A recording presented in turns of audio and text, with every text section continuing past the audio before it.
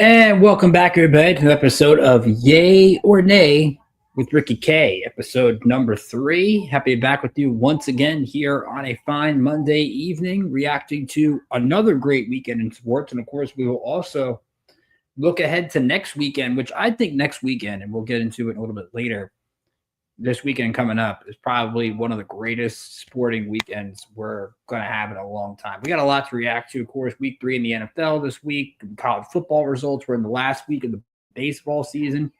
Some great races, some races we didn't even expect are races. We'll talk WNBA playoffs. We'll look ahead to the Ryder Cup coming up this week at Bethpage Black in Farmingdale, New York. But I want to hear from you throughout the show. Of course, follow us on X, TikTok, YouTube, at IE Sports Radio. Happy to always hear from you over there. Of course, go to iesportsradio.com. Check out our cool shows, our insiders, more about the network. Happy to hear. Be sure you read about that. Be sure to follow us on X at Brookinator555. That's my personal account as well. And if you have a yay or nay overreaction statement you want me to react to, I actually have some tonight from our awesome IE Sports Radio team. But if you have a statement you want me to react to, or you want to provide the answers to the statements I give out, be sure to comment on YouTube, Twitch, X. Happy to join you as well, and happy to have you be a part of the conversation. So let's get right into it. As usual, we start with the NFL, and we're going to start with a generic statement because there were some interesting results yesterday. The Eagles rallying to beat the Rams. You had the Chiefs getting their first win over the Giants yesterday. You had a bunch of different results.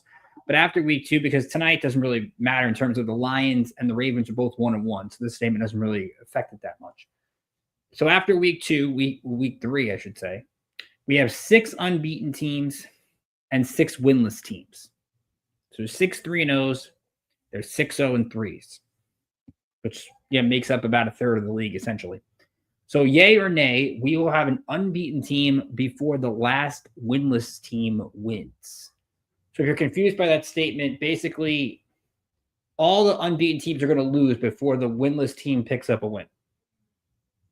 So let me run down your undefeateds. So your Chargers, Bills, Colts, Niners, Eagles, and Bucks. Your winless teams are the Jets, Dolphins, Texas Titans, Saints, and Giants. And I'm going to say nay to this statement because I think we're going to have some teams be winless for a while. I mean, you watch some of this football going on, and it's also process elimination too. I mean, you think about these winless teams, all 6 winless teams are going to play each other at some point. The Jets are playing the Dolphins next week, the Texans are playing the Titans next week, and the Saints are playing the Giants. But if you watch teams like the Titans that were embarrassing against the Colts, like Brian Callahan to me should be on the hot seat because he's doing nothing for Cam Ward right now. The Saints aren't starting Tyler Shuck, and they got embarrassed by Seattle yesterday. The Giants lost to Kansas City, and I think it's time to play Jackson Dart. I don't know. I know it's the Chargers next week, but you got to avoid that. And the Jets try to come back against Tampa, couldn't do it. Miami almost came back against the Bills, but had a roughing the punter situation.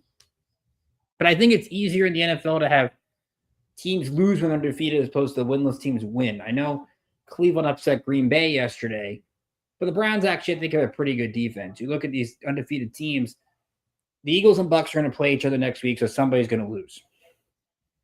I believe in the Colts. We said last week their offense could be one of the best in the NFL, but you look at the Colts schedule coming up, they do have the Rams next week, so that's probably a loss somewhere in the equation. You want to talk about the Bills, who are 3-0. Now, they have the Saints next week. That's a win. They have New England, but then they go to Atlanta. They do play the Chiefs November 2nd at home. I know they've beaten the Chiefs historically in the regular season, but there's a loss in there somewhere.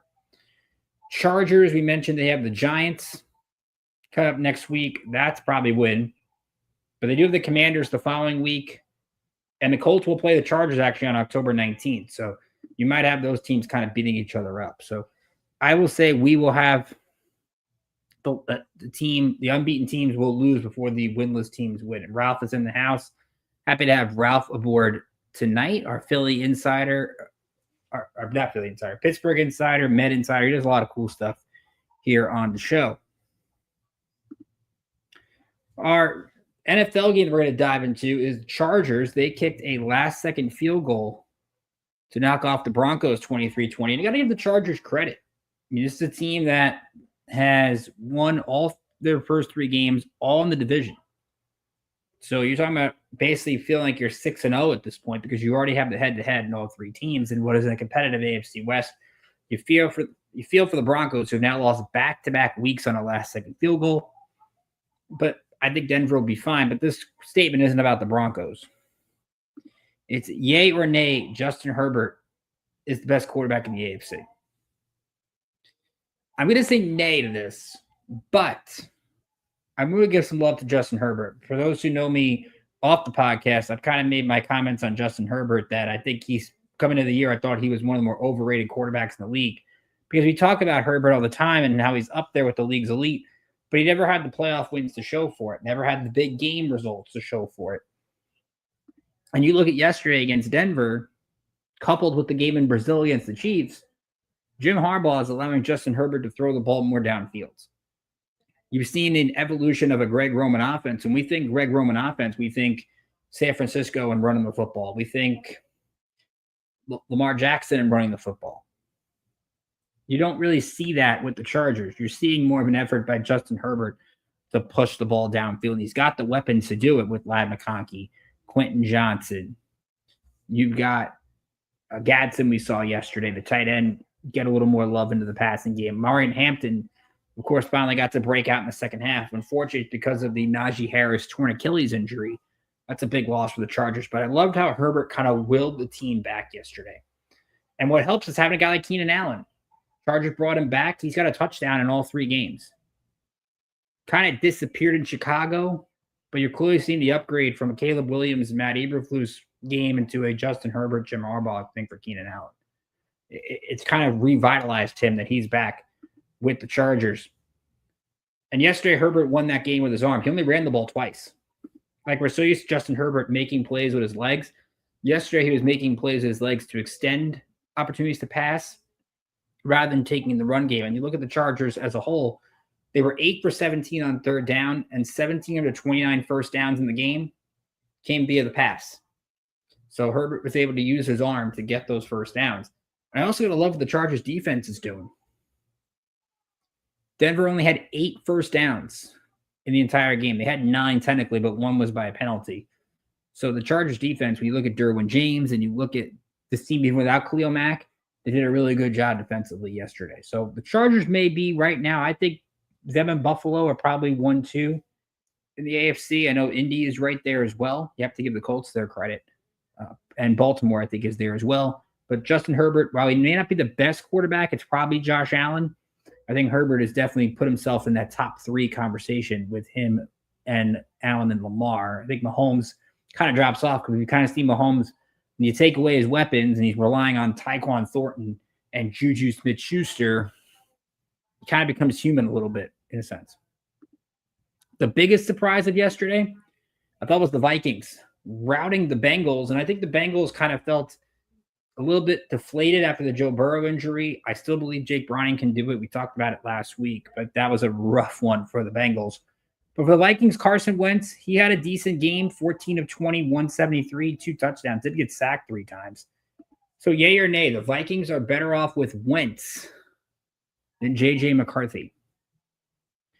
J.J. McCarthy, of course, is going to miss the next 2 games. The Vikings play in Dublin against the Steelers on Sunday and then play in London against the Browns the following week. So it's the International Vikings the next couple of weeks. I'm going to say nay to this. And I think people are buying the Carson Wentz Squid a little bit too much. Let's remember Jordan Mason had a really good game yesterday on the ground. There was 2 Isaiah Rodgers touchdowns on defense in the first half where the Vikings were up 34-3. Carson Wentz got to play from ahead. That's pretty easy for him. When Carson Wentz in the past has had to win games with his arm, he'll make mistakes. And you look at the Vikings the next few weeks, they have really tough defenses they're playing. The Steelers, the Browns, the Eagles, the Chargers. Very difficult matchups. And to me, I would rather have McCarthy. Now, McCarthy won't play until probably after the bye. But I'm not all of a sudden sold that just because McCarthy's gone, Wentz is going to steal his job from him. This isn't a Sam Darnold situation. The Vikings won that game yesterday because they blitzed the Bengals early, put the game out of reach. So, yeah, I'm going to say nay. The Vikings are not better off with Wentz than McCarthy. Let's take a look at some comments here in the chat. Ralph says nay to Justin Herbert, best quarterback in the AFC. He agrees with me. And one of our hosts on Fast Break, Davidson's in the house. Good to hear from you, pal. The NBA season close to starting once again. And he says Mahomes is the best quarterback in the AFC. I would think – I don't think – I mean, if you want to go off the whole body of record, maybe. But if you watch the first 3 games, Davidson, I would say that Mahomes really hasn't shown anything. I mean, he had to scramble. You look at last night, he gets out of the pressure by the Giants, chucks the ball up, and gets a Drew Phillips pass interference penalty that really made it should have been a 6-6 game at the half. Like, you're telling me Mahomes after 3 games, I just don't see it for this year. If you want to say body of work, sure. Josh Allen's been better to start the year. Lamar's been better to start the year. Herbert's been better to start the year. Daniel Jones been better to start the year. By pure talent, sure, but I don't think Mahomes is there yet. And Ralph also says nay on the Wentz stuff as well. Ralph, I believe, also had one that the Pittsburgh Steelers should be 0-3. I'm going to say nay to that one. I'm going to give the Steelers more credit for the Jet win because I think Aaron Rodgers actually willed that team to a win in week 1 with the 4 touchdowns. Their defense was a little bit off. Yesterday against the Patriots, they did a really good job forcing 5 turnovers. I'm hoping that Mike Rabel this week in practice, glues a football to Ramondre Stevenson's hand to show him how to hold on to the ball, because that was ridiculous yesterday. Drake May made some stupid mistakes. So Pittsburgh, I think, maybe should have lost that game, but I would still put Pittsburgh at 1-2. But the Steelers, just to get a win on the road, and it goes to show you when you look at the Patriots, and Brian could probably bring this up as well, they've been awful at home in the last 5 years. Ever since Tom Brady left, they can't win home games. And it's embarrassing. And that's something Robert Kraft really has to look into, because it's become not even close to a home field to play at Gillette. And Ralph even said 5 turnovers in Pittsburgh, only put up 21 points. That is true. Aaron Rodgers did have the game-winning touchdown, though, to his credit, Calvin Austin in the 4th quarter. Let's go to college football. We got a couple of takes going on from college football. We'll start with the Big 12. Texas Tech goes into Salt Lake City and routs Utah 34-10. That was the big noon kickoff on Fox. So Texas Tech playing basically a 10 a.m. kickoff out there and absolutely destroys the Utes and Kyle Whittingham's club. So yay or nay, Texas Tech is the best team in the Big 12. Now I'm going to say yay to this. Will Hammond came in off the bench as a backup and was really good. 13-16, 106 yards, 2 touchdowns. Their defense was excellent. They held Utah to 4 for 14 on 3rd down. Devin Dampier, who's probably one of the more underrated quarterbacks in the country, didn't have a single touchdown in the game. The Red Raiders had a good balanced attack in terms of receivers. They had 5 players catch 3 or more passes, including Terrence Curry Jr., who led with 7. Now, the big question is, what's Texas Tech's schedule the rest of the way? They only have 1 ranked opponent coming up the rest of the season as of right now. That's a home game with BYU on November 8th. BYU is 25th in the country. They go to Colorado this weekend to take on Deion Sanders' club. Now, it doesn't mean Texas Tech doesn't have tough games. They'll play Houston on October 4th. Cougars are 3-0 to begin the year. They will go to Arizona State, which is still, you got to go out the desert, got to travel. That's still making 2 West Coast trips for Texas Tech is not going to be easy. But the Red Raiders, they put a lot of money into their team with NIL, and I think it's benefited them for sure. Joey McGuire's club is definitely a sleeper team to watch, the way they can put up points. But we're used to seeing Texas Tech and not thinking defense. We're used to thinking they're putting up a bunch of points, the air raid offense, all those things. They were much different on Saturday. And I think that's what put Texas Tech in that conversation. We've seen Iowa State, I think, could still be in the mix for sure. But for right now, Texas Tech, to me, would be the favorite to represent the Big 12 in the college football playoff. The other shocking result this weekend came out of Bloomington, Indiana. The Hoosiers rout Illinois on NBC 63-10. Absolute destruction. Indiana moves up 8 spots in the poll. They go from 19 to 11. Illinois at least stays in the top 25, which I respect. They'll host USC over the weekend in Champaign. And this one came from Big Mike, who you can hear on Second and Scheming tomorrow night here on the network. Yay or nay, Indiana football is underappreciated more than Illinois is overrated. I'm going to say yay to this. It's really hard to discredit Illinois for one result. It's still a pretty good team. The Big Ten's got a lot of good squads, so I'm not going to write off Illinois after one game. Now, if they lose to USC at home, I know USC is also ranked, but Illinois gets the benefit of basically having USC be on a 9 a.m. body clock. They should find a way to win. But let's talk more about Indiana. You look at Curt Cignetti, we got to talk about him as probably the best program-changing coach in the country. Was that James Madison, turned them into a program people tended to follow nationally. Goes to Indiana, takes Curtis Rourke. They get to the playoff. But Saturday felt like the first signature win for the Hoosiers. I know they had one last year when they beat Michigan at home, which they don't usually do. But remember, Michigan was on a down year. And a lot of people said Indiana didn't beat anybody last year. Yet they made the college football playoff, which is true. Indiana's strength of schedule wasn't very good. So this was kind of like a big test overall for the program. And if there's one quarterback that people aren't talking about, it's Cal transfer Fernando Mendoza. He is super talented. He was 21 of 23, 267, 5 touchdown passes in Indiana's victory. And I think you look at also Indiana having the quarterback play and running the football. They had both their running backs combined for 196 yards and 3 touchdowns. Kobe Martin and Kalen Black, a really good 1-2 combo. Now, Indiana's got a lot of interesting games coming up the rest of the way, and that's going to make this a solid schedule where you have Indiana going to Oregon in a couple weeks. You have them going to Penn State toward the end of the season. And I think also, don't dismiss this week's game against Iowa. Right now, Indiana is a 7.5-point favorite against the Hawkeyes. And teams going to Kinnick Stadium usually have a hard time winning football games. Iowa is not a bad football team. They're 3-1. Their only loss is a 3-point loss at Iowa State. They were able to get a good win over Rutgers in the second half the other day, 38-28. Mark Gronkowski didn't have a great passing game, but Iowa's defense was good in the second half. I think Indiana is going to be one of those teams we keep monitoring. They're going to keep being a team that has to prove things, but I don't think it's that much they have to prove. We mentioned the Iowa game. They have to go to Oregon, go to Penn State. They also got to go to Maryland. We got to talk about Maryland a little bit. They're 4-0, and their quarterback is just a freshman, and he's playing well. But Indiana, to me, has been definitely a more underappreciated program. And even though Curt Cignetti talks a lot, his teams back it up. The next yay or nay involves this weekend's games. We have 2 games in the 7:30 window, which is absolutely fantastic. Alabama and Georgia, that game on ABC in Athens, and Oregon, Penn State, and Happy Valley and NBC. Yay or nay, Alabama, Georgia will have a bigger playoff impact than Oregon, Penn State. I'm going to say yay to this.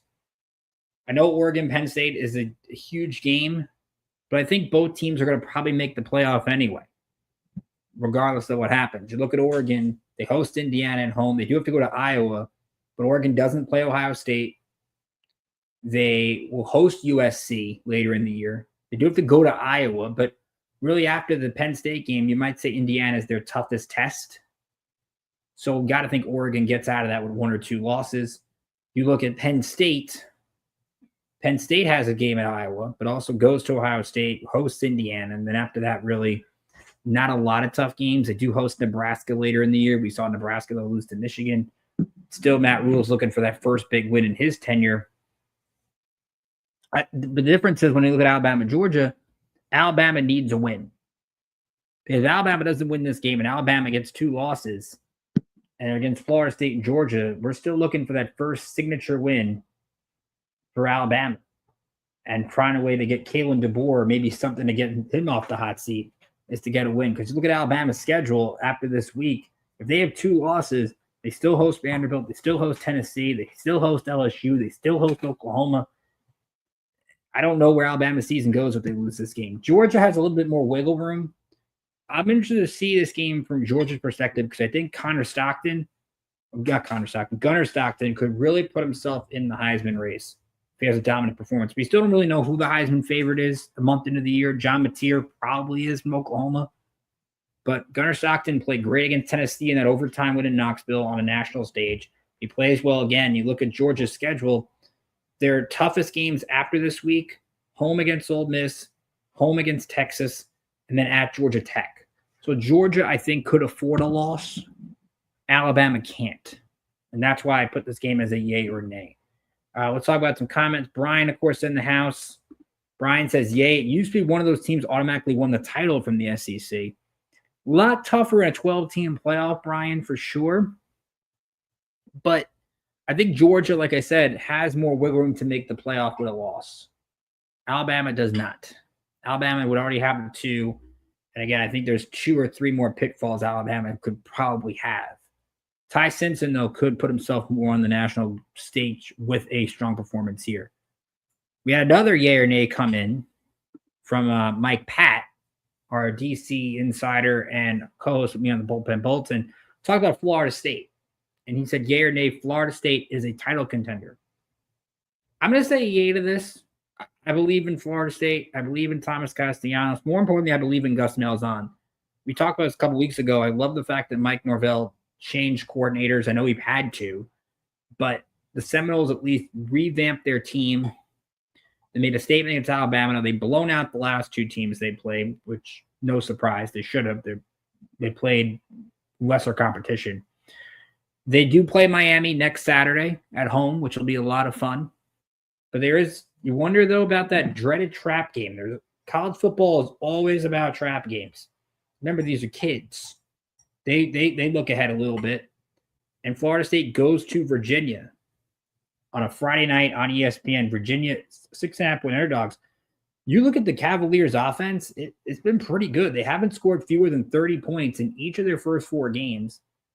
Now, I know they haven't played any ranked teams and they've lost to NC State, but I think Virginia, they could pull a surprise and at least keep this game close. Chandler Morris, the senior quarterback, and he has 4 touchdowns in the win over Stanford this past week. He's got 8 touchdowns and 1 pick in the first 4 games of the year. So he's done a good job taking care of the football, completing 71% of his passes. If he could do that against a Florida State defense, that can make this game close. I'm not saying the Seminoles are going to lose, but I think they can hang around and make this a game, especially if Florida State gets caught napping and looking ahead of that Miami matchup, which would be great to see those 2 back dominant in the top 10, especially after Miami blew out Florida over the weekend, despite Carson Beck not playing. We'll take our first time out. We'll come back. We'll talk some baseball, 1 more week in the regular season, and we'll talk some WNBA, with the playoffs underway and a huge upset in game 1 of the semifinal series out in Vegas. You're listening to Yay or Nay with Ricky K here on IE Sports Radio, your direct feed for all this sports. We'll be right back after this.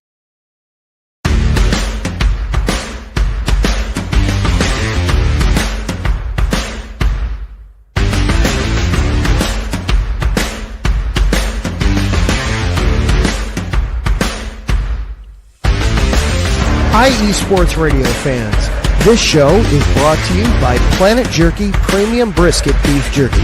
Planet Jerky is the official jerky of the 2022 California League champion Lake Elsinore Storm, single-A affiliate of the San Diego Padres. This all-brisket jerky has gluten-free options, contains no MSG, no sodium nitrate, is low in sugar, and high in protein. Go to their website at planetjerky.net and follow them on Instagram at Planet Jerky. Planet Jerky, the jerky that's on a whole other planet.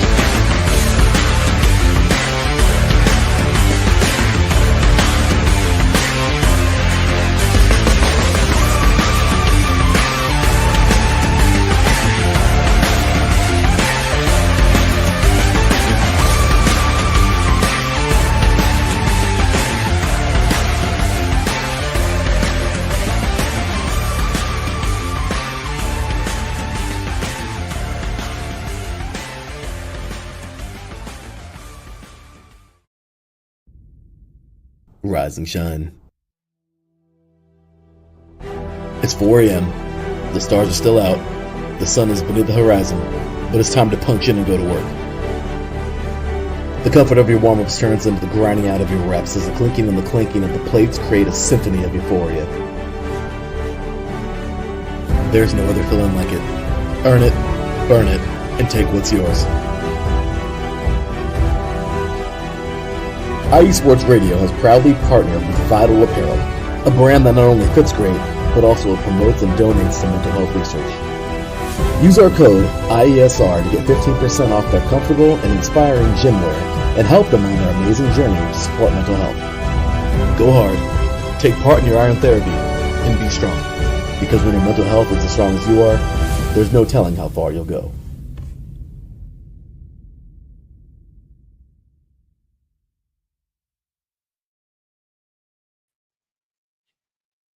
And welcome back here to Yay or Nay with Ricky K on IE Sports Radio, your direct feed for all that is sports. Special thanks to our sponsors, Planet Jerky Premium Brisket Beef Jerky. Great jerky to have while you're watching your favorite sporting events. And, of course, Vital Apparel, a great cause in promoting mental health research. You can use the code IESR to get 15% off of your purchase to get some great gym wear. Let's talk about the Major League Baseball, the final week of the season. A lot of great races. So far, the only things that are locked up, the Phillies won the NL East. The Brewers won the NL Central. Milwaukee probably is going to be the 1 seed in the National League. They're 3 up on the Phillies, the tiebreaker right now. Seattle, who we'll get into a little bit later, they swept the Astros over the weekend. They're essentially 3 games up with the tiebreaker. They're 4 up with 6 to go on the Astros. They're probably going to win the American League West. Everything else is up for grabs. One of those being the third wild card. The Mets and Reds are tied after the Mets lost 2 of 3 to the Nationals over the weekend. The Reds swept the Cubs in a 4-game series. So those 2 teams are tied. The Diamondbacks, who played well against the Phillies over the weekend, just 1 game back. Those are really the 3 teams left fighting for 1 spot. Giants kind of hurt themselves struggling against the Dodgers. They are a long shot to get in. I don't think that they will. But yay or nay, the Mets will win the 3rd wild card spot. I'm going to say nay to this. Right now, you watch the Mets, and I was there yesterday against the Washington Nationals. They lost 2 of 3 to a bad baseball team. Nats are a bad team. I know they got James Wood. I know they got Dylan Cruz. I know they're a team that could have a bright future, but right now they're not playing good baseball. That's the team the Mets should have been at home in the last home series of the year. Blew them out. They've got too much talent with Lindor, with Soto, with Nimmo, with Alonso, Edwin Diaz as the closer, and they disappointed. They couldn't get hits at men scoring position. I know Jacob Young made the hacky sack catch, and he made the crazy catch against Alvarez in the 9th inning to take a game-tying homer away from them. But before that, the Mets, every time they got men on base, they couldn't get a big hit. And their pitching right now is a mess. Sean Manaea and Clay Holmes are piggybacking each other. Manaea was terrible yesterday. Kodai Senga hasn't been great in the minors, which doesn't make you think that Senga's going to come up and make a start. Their most consistent starters are their kids, in Nolan McLean and Brandon Sproat. Jonah Tong was good the other day, but Tong also had the bad game against the Pirates. So when you think about the Mets in this argument here, they now have 6 games left on the road. They have 3 with the Cubs, and you can't tell me the Cubs are going to go into the postseason losing like 7-8 in a row. That's not going to happen. Especially after the Cubs got embarrassed against the Reds, they're going to want to get their mojo back for the playoffs. And then the Mets go to Miami. And the Marlins, well, let's give them their credit. They could have a winning season potentially. They're 76-80. If they go 5-1 the rest of the way, they finish at a 500 record. Not bad in Clayton McCullers' first year. And they have pushed Sandy Alcantara back a day. So the Marlins will throw their top 3 guys against the Mets over the weekend. The Mets historically have not played well against the Marlins. Usually their collapses end by losing to Florida or Miami. So when you look at the Reds right now, the Reds will host the Pirates and they'll go to Milwaukee. The Reds do play Paul Skeens on Wednesday, but the Reds will counter Skeens with Hunter Green, who has held opponents to a 131 average in September. He has been that good. He had the complete game against the Cubs the other day. Also, the Mets, 31-44 on the road. There are only 2 teams with a worse road record in the NL than the Mets. The Rockies and the Pirates. So a team with the second worst road record in all the National League is going to go into Cincinnati and win 2 games? No. Not going to happen. I know the Reds have been inconsistent, but Terry Francona has that team believing. And I think the Reds have more of a positive vibe at embracing the competition and embracing being part of a playoff push. Arizona, I think, is going to embrace being a part of this when they were sellers 2 months ago and actually give the Dodgers some trouble and maybe give San Diego trouble. San Diego not going to have anything to play for over the weekend probably. The Mets right now are feeling the expectations, and they're playing tight. And to me, when you start doing that, you're not going anywhere. So to me, I think the Reds make it and the Mets go home, which leads to Ralph's question that he sent in earlier today. Yay or nay, the Mets will fire Carlos Mendoza, that's their manager, if they miss the playoffs. Usually collapses lead to people getting fired. But I'm going to go nay with this. I don't think it's Carlos Mendoza. I think it's their hitting coaches like Eric Chavez. I think he would get fired.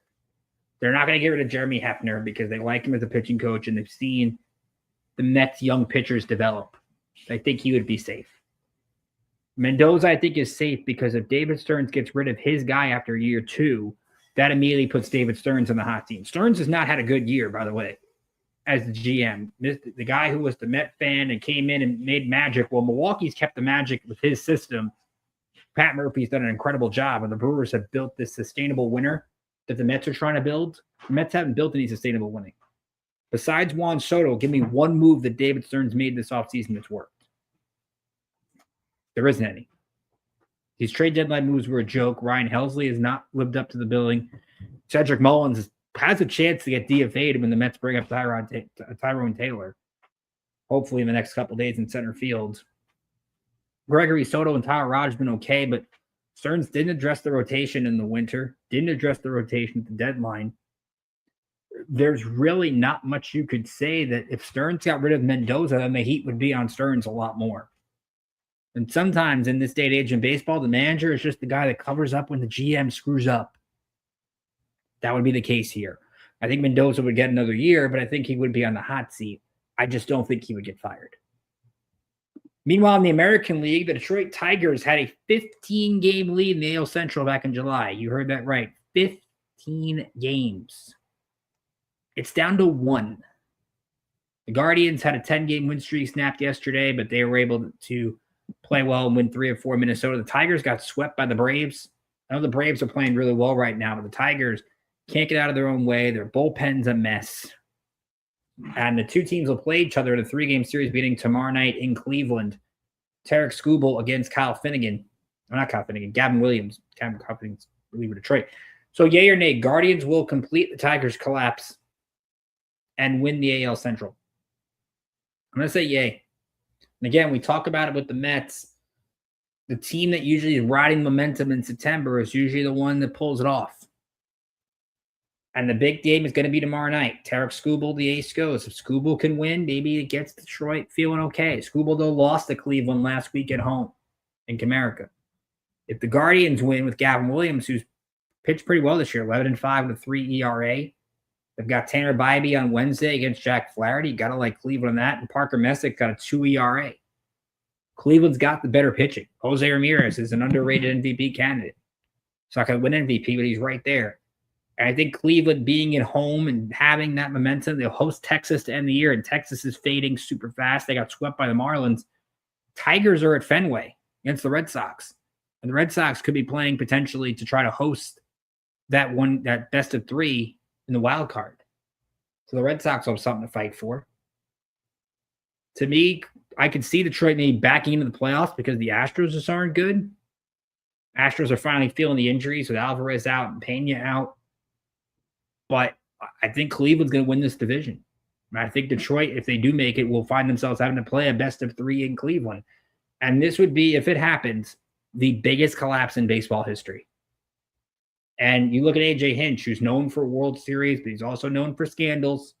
You now put this on A.J. Hinch's managerial resume. You talk about managers that can get fired. If the Tigers blow this, he should get fired. Because something's got to happen in Detroit. Tigers are one of those teams, again, they have a great minor league system. Their minor league teams are doing extremely well. And they had probably the best team in baseball going into the trade deadline. They did nothing at the deadline outside of Kyle Finnegan. Charlie Morton, who they acquired, just got DFA'd and picked up by Atlanta. There's nothing there. And it's shocking, really, how far the Tigers have free fallen. But I think Cleveland hangs on and wins the Central. And Brian says yay to this as well. Guardians were on a 10-game plus streak. Yep, they did lose to Minnesota, though, yesterday, but still winning 10 of the last 11. How you get back into in September? Look at the Central. Cleveland winning 10 of 11. Tigers had lost 6. I think it was 6 of 7. That's what happens. How you gain ground. Speaking of the American League, let's stay there. Yay or nay, the Blue Jays are the favorite in the American League. Right now, the Blue Jays would be the 1 seed. They're 90-66. Now, they haven't locked up the AL East yet. They're 2 up on the Yankees with the tiebreaker, so really they're 3 up with 6 to go. Toronto will host Boston beginning tomorrow. The Yankees will host the White Sox. The Yankees will tend to benefit one way, shape, or form because if they sweep the White Sox, they're either going to gain ground on the Blue Jays or create more separation between them and Boston in terms of hosting that best-of-3 series next week. But I really like what the Blue Jays are doing, and I know Chris Bassett just went on the IL, and that's a little bit of a concern for their rotation in the playoffs. But the Blue Jays have really been a good team with the sum of their parts, and I think Vlad Jr. hasn't had his fantastic season, but he's been good, so you've got to respect the Blue Jays there. But they've done it with a lot of different heroes. George Springer coming back to his old Astros form with 30 home runs. You've seen Addison Barger play well at third base. Bo Bichette's had a good year. You look at Jeff Hoffman out of the closer role doing a good job. I like their rotation, although Max Scherzer got shelled in Kansas City over the weekend. That should be a little bit of a concern. But like Ernie Clement being third in the team in hits. Like the Blue Jays are having those under-the-radar guys, and the way John Schneider's using their platoons really work out for them. And what's going to help the Blue Jays, if they get that 1 seed, they are 50-25 at home this year. That's the best home record in the American League, and only 3 teams are better at home, and they're all in the National League: Phillies, Brewers, and Dodgers. Toronto, even as a road team, not terrible. They're a game under, but you talk about playing at Rogers Center in a closed roof in a best-of-5 or a best-of-7. Like, I know, looking from the Yankees' perspective, they win the wild card series and go to Toronto. You remember 10 years ago when Bautista had the bat flip and that craziness? Toronto in a home game in the playoffs with their team in it would be one of the better home fields we've seen in baseball in a while. That city's been waiting for the Blue Jays to be good. They've underachieved in recent years. I think they would have the advantage. And think about if it's 1-2 Toronto-Seattle. Most Blue Jay fans travel to Seattle anyway. That basically becomes a home game for the Blue Jays. So I think right now with the Central fading, I think you would go Blue Jays. Mariners have won 14 out of 15. Seattle's been great. Cal Raleigh's making a case for MVP. And I know Ralph sent in that yay or nay, Cal Raleigh's going to win the MVP. I talked about it last week. I would say yay. I would not be shocked if the analytics community gave it to Judge because he's got numbers that are better in every category besides the homers. But I think Raleigh, to me, would be the pick because I think he's going to hit 60. And it's hard to really ignore a catcher hitting 60 home runs. To me, I'd be really – right now, I think I saw on FanDuel, Raleigh and Judge have the same odds to win MVP. But to me, it'd be Toronto, Mariners, Yankees in terms of my 1, 2, 3 power rankings in the American League. But I think the Blue Jays are just a little bit better. They've also proven they can beat the Yankees consistently. Moving on to WNBA, and I love what happened out in Vegas this week. See, the Indiana Fever. Let's keep in mind, the Indiana Fever, their injury list or their bench could beat most teams. Like, that's how much talent Indiana doesn't have right now. They went into Vegas, a team that had won 16 in a row to end the year. Did win a tough series with Seattle, who then fired their coach, which I don't understand why. The coach was 90-79 in 5 years. The coach got fired. The Fever went into Vegas and not just won, but won by 16 points, 89-73. Kelsey Mitchell has been great, 34 points. She had 12 of 23 shooting. They held Vegas to just 29% shooting from 3, despite Asia Wilson having another double-double. She was just 6 for 22. So my yay or nay involves their coach. Yay or nay, Stephanie White is the best coach in WNBA. I'm going to say yay to this. You talk about an Indiana Fever team that has not had Sophie Cunningham, that has not had Caitlin Clark. Like, think about it, the Fever are 2 wins from a WNBA finals berth without their best player. Any team that loses their best player, and you talk about in sports, they don't get to this situation. But you talk about an Odyssey Sims, who they picked up off waivers a couple months ago. She had 17 points yesterday. Aaliyah Boston had 11 rebounds. She's going to be under the microscope trying to guard Asia Wilson in this series. An Indiana team that, while they didn't make their threes, they shot 50% from the floor on the road. Talk about a team that went into Atlanta and won game 3 in an elimination game. And Stephanie White, who had some great success in Connecticut, she's brought that over here to Indiana. And you talk about Gainbridge Fieldhouse, it's a really good home court advantage. I think that's in their favor. You also talk about Indiana in the regular season against Vegas. They won 2 of the 3 matchups. They won 81-54 on July 3rd at home. And they had lost 16 straight to the Aces before that. And then they had won 80-70 on July 24th. And Indiana won that game without Caitlin Clark. So there's a team that did win the Commissioner's Cup earlier this year. And a team that can go out there and perform. So I'm going to say, yay, Stephanie White, best coach in WNBA. We also had the defending champions go down as the Liberty get ousted by the Mercury in game 3 of their first round series on Friday. And there was a question post-game that was interesting that was asked to Breanna Stewart, saying there's a lot of people that thought that Sandy Brondell should not coach it past this year. And she was shocked by that question. Now, I think WNBA has a problem in that Breanna Stewart and some of the Liberty players did not give exit interviews. Chicago Sky also had Angel Reese and a couple of players that do it. That's wrong. I'm sorry, because if you're not going to give exit interviews, then you can't be upset if a reporter asks you after a tough loss about your future. You don't give the exit interview. That's not your problem if the reporter asks that question. To me, you should be required to give exit interviews. You don't like it? Too bad. But yay or nay, Sandy Brondell is the reason the Liberty are out. I'm going to say nay to this. Liberty were banged up all year long. And game 3 to me is on the players. It's not on the coach. Breanna Stewart was the only player to score a point in the fourth quarter against Phoenix the other day. She was playing with a sprained MCL, and she still put up 30 points. Where's her other teammates? Sabrina Ionescu, I'm going to give a pass. Sabrina Ionescu was very good, kept the team in the game in the first 3 quarters. Jonquel Jones made some stupid fouls. She didn't have her head in the game. That Brondell had to pull her for 2 minutes in the game. She got a technical because she was arguing with the ref. She created a take foul that led to a technical free throw. She was terrible. And she really couldn't make any baskets. Kennedy Burke was like 0 for her last 20 shooting threes. Leona Phoebus got hurt in the first quarter of the rib injury and didn't do anything the rest of the game. Natasha Cloud, after having a great game 1, disappeared. They had just 7 shots in the game. 7 shots made by players not named Breanna Stewart and Sabrina Ionescu. This is supposed to be a super team. This is supposed to be a championship contender. That's not a championship contender. And you can't blame the injuries. They had their full supporting cast, especially when the one player who was hurt had a fantastic fourth quarter. She almost willed into a victory by herself. That's how good she was. So to me, it's not the coach's fault. The players got to take the L on this. Like, that is a real play. That better carry with them into the summer, into the fall, into the winter, into the spring when they do this Unrivaled League.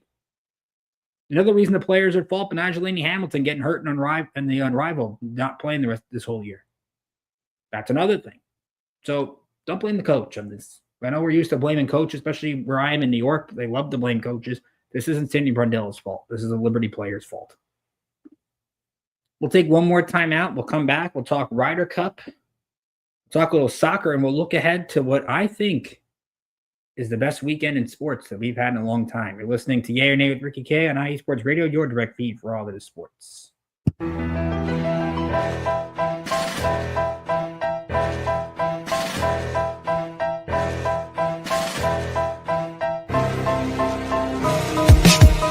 For the last 10 years, IE Sports Radio has been bringing you amazing content ranging from interviewing legendary athletes, coaches, and other authorized media personnel to building tailor-made shows dedicated to all major sports cities around the country. Make sure to follow us at iSports Radio on X, Instagram, Facebook, TikTok, and YouTube to keep up with the latest in sports and with all of our shows. Also, make sure to check out our daily updated website at iesportsradio.com. At iesportsradio.com, you can see our daily show schedule and check out all of our show pages with personal bios to learn a little bit more about each of our awesome hosts. In addition to our show pages, you can catch the iSports Radio blog, Hall of Fame, Fans of the Month page, and our merchandise shop, including t-shirts, tank tops, caps, long sleeves, hoodies, and more. For now over a decade here at iSports Radio, we've continued to be by the fans, for the fans, and we thank you all for your support and for making iSports Radio your direct feed for all that is sports.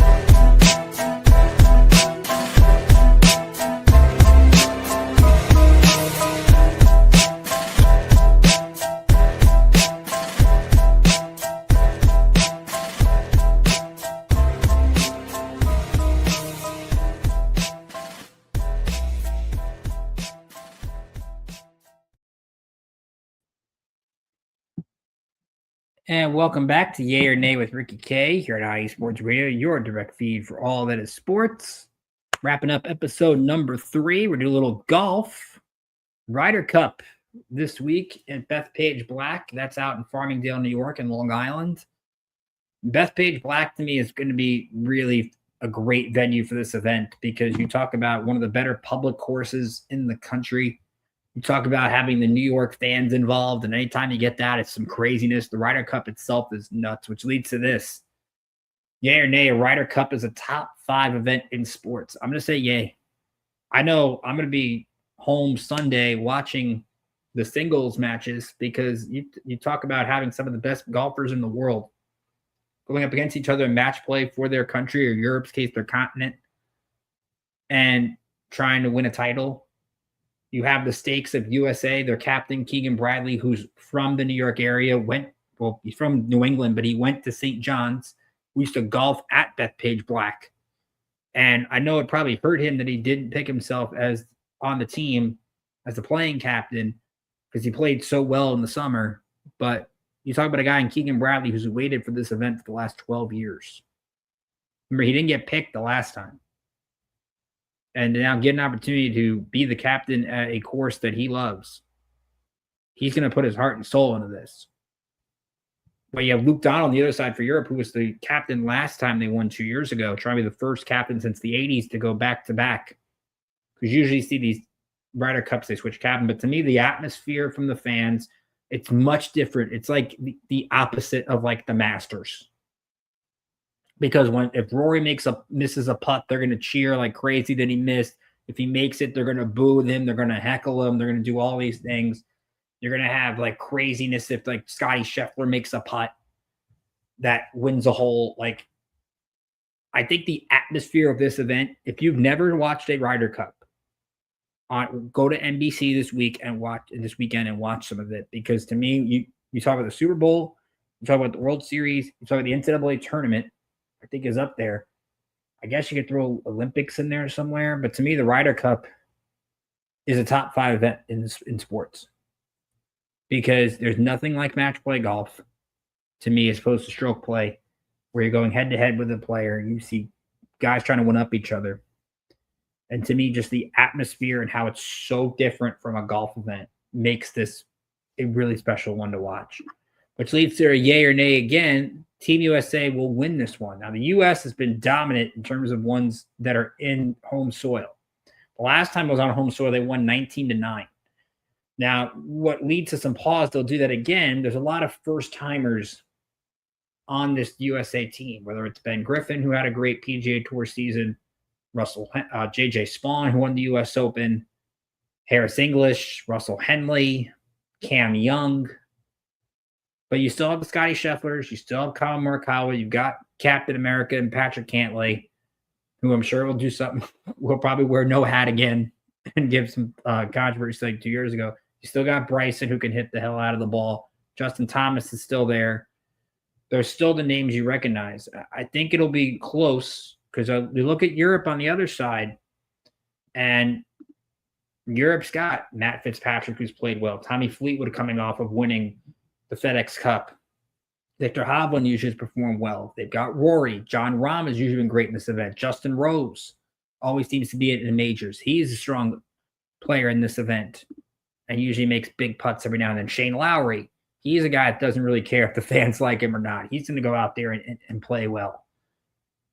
We haven't seen close Ryder Cups in a while. I think this one is going to be close because I think the Europeans, the veteran edge is going to help them. But I think this is where having Keegan as the captain matters. You don't normally see playing captains matter. Remember, Tiger was the captain one year and they didn't win. Tiger, actually, if you look historically, Tiger doesn't play well in Ryder Cups. It's really strange that's down and consider how great Tiger is. And I think, though, with Keegan having that heart in his sleeve for the country, for playing being at a golf course that he's so familiar with, and I think they're going to ride the momentum of the fans. I think you're going to see the U.S. Maybe they'll get behind early on Friday or Saturday, whether it's 4-ball or foursomes, but they're going to go on one of those Sunday rallies and pull off a victory. But again, if you've ever seen a Ryder Cup, this is the weekend to watch. Very quickly, we'll do some MLS. Yay or nay, NYCFC is the biggest surprise in MLS this season. I'm going to say nay to this, but I'm going to give some love to Pascal Janssen, NYCFC. They beat Charlotte over the weekend 2-0. Alonso Martinez with 2 goals, both penalty kicks, to clinch a spot in MLS Cup in the playoffs. And NYCFC right now, with a game at hand, they are tied for 3rd with Charlotte. This is a team that was really on the outside looking in earlier in the season. They had some bad losses to Montreal, who's the worst team in the Eastern Conference. But Alonso Martinez has been a difference maker. Matt Freese, who's I think one of the better goaltenders in the MLS, got an extension. Clearly picked up from a decent Gold Cup performance that he had. He comes out. He's been a different player. You look at an NYCFC team that has a +11 goal differential, and they've gone out there and had some really good performances. You talk about the win over Charlotte that they had over the weekend. That was a good performance. You talk about beating Nashville back on August 17th. That was a team that was in the top spot at the time. Beating Cincinnati, who's a top 3 team. Beating Chicago. Beating Columbus, who's now dropped to 8th in the standings, but the Crew were up there for a while as a strong team. I don't know how much damage that NYCFC will do in the playoffs, just because I think if you play, like right now, if you have the 4, Miami's the 5. Miami's got 2 games at hand. Now, Messi will go to Yankee Stadium on Wednesday to play. Actually, I don't think it's Yankee Stadium Wednesday. I think it's Citi Field. Let me check that real quick. It is September 24th. It is Citi Field. So Messi is at Citi Field on September 24th, the Wednesday, and then they will play the Red Bulls in the Hudson River Derby on Saturday. Red Bulls are fighting to make it to the playoffs. They're in danger of that long postseason streak coming to an end. I think, though, the biggest surprise, if you had to say, Ricky, that pick one, then it's probably San Diego. I mean, expansion team dominate MLS, at least in the West right now. They got a 2-point lead. That, to me, is probably the biggest surprise. But you could name a bunch of them. But the fact that you would say that beginning of the year that NYCFC was a top 4 team. I remember we did the preview earlier this year, if you remember, from New York State of Sports. We had on Charles Boehm, one of the writers from MLS Soccer, and even he wasn't sure what this team was going to be because there's so many unknowns. And they've had Alonso Martinez, and that team, basically, he's carried them for the bulk of the year. So congrats to NYCFC, Pascal Janssen getting it done in his first season. My next one is yay or nay. Vancouver is a sleeper team in the West. I think San Diego's the favorite. We talk about LAFC with Son, how well he's doing. They're up to 4th. Portland's in a decline. But you look at Vancouver, and I love this offense, the way they're playing right now. They had 7 goals against Philly on last Saturday. Well, 2 Saturdays ago. This past Saturday, they win 2-0 against Sporting KC. Ocampo had a goal. Cabrera had a goal. This is a Vancouver club that right now has the best goal differential in MLS, +25. They have 56 goals this season. That is tied for the second most in the Western Conference. Only LAFC has more. And the East, Miami leads with 60, Orlando with 58, Chicago with Greg Berhalter at 57. They're nearing a playoff spot potentially. But I think this Vancouver team is a lot of fun to watch. Remember, they got to the CONCACAF Champions Cup final, could not win it, but Brian White has been big for this team. 14 goals on the season. They have Emmanuel Sabi with 7. They have a bunch of guys who could score, and adding a guy like Thomas Muller. Think about Muller, who's only played in 3 games. He's got 4 goals. This is a guy who's been known for making big plays on the international stage for Germany. You're adding Muller into the mix for a team that could make a deep run in the playoffs. And I would love it if it is Vancouver, San Diego for a trip to the MLS Cup. That would be a fun playoff matchup. But the Whitecaps, I think, can't be denied as a team to watch out for. And that West right now looks so much fun. When you look at San Diego, Vancouver, the Loons from Minnesota have played really well. They're in that 3 spot. You can't discount Seattle at 5. Seattle's played well, won Leagues Cup. Didn't have a good game against Miami last time out, but the Sounders usually are a team that will play well in big competitions. But for right now, I think Vancouver definitely that sleeper team. So not really that team you think you would think about as the MLS Western favorites. But our last one to wrap up episode 3, yay or nay, this weekend coming up is the best sports weekend of all time. And I'm going to say yay to this. This is one where I think the FanDuel and the DraftKings, they're going to try to make sure that you bet on everything and anything. But this week, when you've got football going on, including Packers, Cowboys, Sunday Night Football, Micah Parsons returned to Dallas. You have Ravens Chiefs, which should be a good game. You have the college football slate they mentioned with Alabama and Georgia, Oregon and Penn State, LSU and Ole Miss. You have so many ranked versus ranked, USC, Illinois, and even the non-ranked versus ranked. Think about other games on the slate that we didn't get to. The Indiana, Iowas, Georgia Tech going on the road to Wake Forest. Ohio State goes into Seattle to play Washington. Washington's offense looked pretty good in the Apple Cup last week. Auburn, who coming off a tough loss to Oklahoma at Texas A&M. Can Jackson Arnold lead the Tigers to a win in College Station? Tennessee is at Mississippi State. Mississippi State's 4-0. Can the Bulldogs pull an upset at home? Arizona at Iowa State, 2 undefeated teams in the Big 12 going at it. So the college football slate is great. Plus, you throw Notre Dame against an SEC team on the road, you got to take that. You have Ryder Cup that we mentioned. How dominant how fun that's going to be. You have the WNBA playoffs. Fever against the Aces, Mercury against the Lynx. As they'll be in their game 3s of their best of 5s. That should be fun. You have the last weekend of the regular season in baseball. Playoff races coming down to the final 3 games of the season. Will we get NL wildcard still in the mix? Will we have the AL Central still on the line? Will the AL East even be on the line?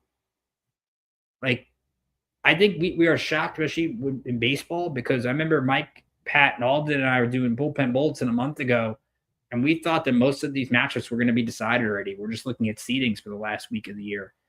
The fact that most of these divisions are still on the line, I think there's something baseball has to be absolutely thrilled with. So you throw that into the mix as well. And, of course, MLS running down their season, NWSL rounding out their season. I looked at Premier League. It's not a great matchup this weekend. If there was like something like last week where Man U's playing Chelsea or like Man City's playing Liverpool, that would have really like one-upped it. But so many great events going on. I feel sorry if like a significant other of yours like planned a wedding or a party or something like that, because this is the weekend to basically either go out with your friends at the bar, go on and basically just it's sports galore this weekend. And that's going to be, I think, something when we look back at this weekend, we're going to have some memorable moments that we're going to remember where we were on September 27th to September 28th. That's how great this weekend has potential to be. So thank you once again for tuning in here to Yay or Nay with Ricky K. Hopefully you agree or disagree with some of my takes from the weekend. Thank you for sharing some of your takes as well. Thanks to Brian. Thanks to Davidson. Thanks to Ralph for chiming in here in the chat. Hope you all enjoy Lions Ravens tonight. And from all of us at IE Sports Radio, for Larry B and the gang, I'm Ricky K, saying have a great rest of your week. And I'll see you next time.